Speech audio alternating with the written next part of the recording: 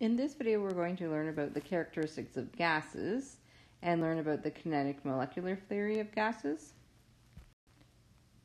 So the kinetic molecular theory of gases state that gases have virtually no volume and that they fill their container, and that gas molecules don't attract or repel each other. So in other words, there are no intermolecular forces acting on gases. It also states that gases move randomly, and that when they collide with one another, they leave no kinetic energy. So their collisions are said to be elastic. So they bounce off of one another and don't lose any of their kinetic energy. And the kinetic energy of gas molecules is directly related to temperature. So all of these things apply with the kinetic molecular theory of gases. So again, gas particles are very far apart. Remember, they fill their container depending on how large that container is. And gases are mainly empty space. And pressure is measured by how often gases are hitting the walls of their container. So that's how we measure the pressure of a gas. So we can take a look at different ways of measuring pressure. So there's many different ways to measure pressure. So at standard atmospheric pressure at 0 degrees Celsius and sea level is equal to 760 millimeters mercury, or 760 torr, or 1.0 atmospheres, or 101.3 kilopascals. And we can use this relationship to convert from different units. Kilopascals generally is the method of, or the unit of measurement that we would normally use, but all of these are also units that can be used. So in this example, we're being asked to convert 123 kilopascals to atmospheres.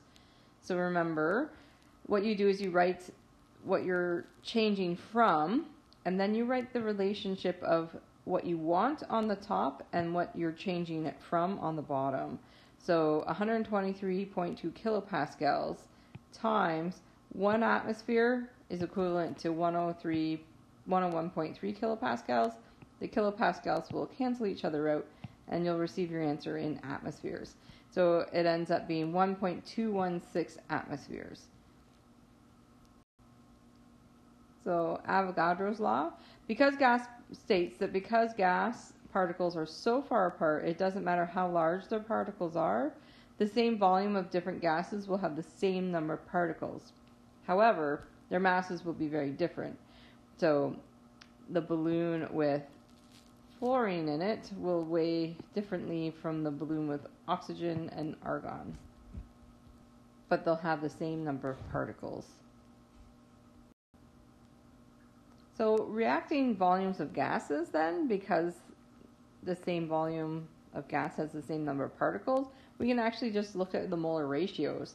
So we don't have to worry about converting to mass and then molar mass and then number of moles. We could just look at the mole ratios. So if we look here, we have 2 hydrogens and an oxygen making 2 water molecules. This means that 2 volumes of hydrogen gas reacts with 1 volume of oxygen gas to make 2 volumes of water vapor. So in an example, what we could be trying to determine what volume of oxygen gas is needed to react completely with 5 liters of hydrogen gas. So we can solve this as well. So the volume of O2 is equal to, we can do the same thing before. So we have 5 liters of hydrogen gas times, and we do our ratio, so 1 liter of O2 gas for every 2 liters of hydrogen gas. So our answer is 2.5 liters of oxygen. And that makes sense because it's a 2-to-1 ratio. So 2.5 liters of oxygen is required to react with the 5 liters of hydrogen.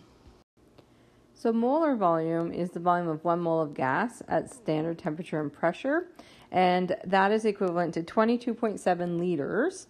And standard temperature is 273 Kelvin. We'll talk more about that on another video. So basically, Kelvin is an absolute scale, which is much more useful than our Celsius scale. Celsius is more related to the melting and freezing points of water, where this is more useful for gases. Standard pressure is 100 kilopascals, and this is the molar volume formula. So if you know molar volume at standard temperature and pressure, and you know one of these other values, you can figure out your the other missing value. So just remember that decimeters cubed is another way of writing liters. So that will be useful. So here we're being asked to determine the volume of 0.25 moles of oxygen at STP. So remember, we've got our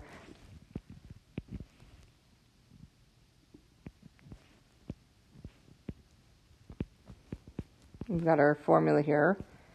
So this is 22.7 liters for every mole of gas. So we have our number of moles is 0.25 from this problem. So we just have to find this value. So we'll solve now. So volume is equal to N times molar volume. So that's equal to 0.25 times 22.7. So our volume is going to be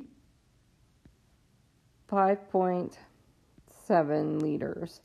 We have to keep it in the correct number of sig figs. So the volume of 0.25 moles of oxygen at standard temperature and pressure is 5.7 liters.